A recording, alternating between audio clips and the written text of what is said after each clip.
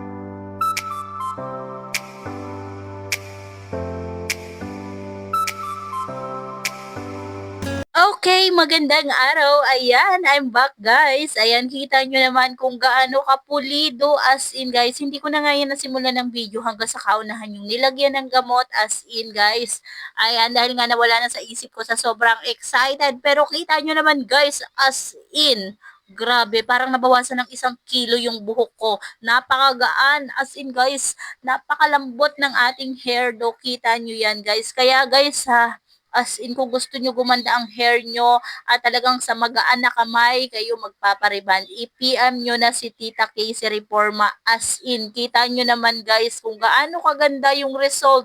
As in, itong ating buhok, napakaganda, mi!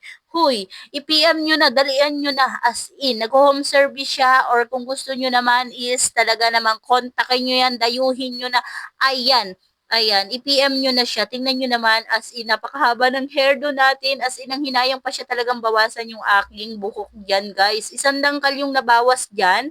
At talaga naman, ayan, guys, yung ating finished product. O, diba? Napakaganda. Yung nagpariban lang talaga ang hindi maganda. Wag nyo na tingnan yung mukha ko. Yung buhok ko na lang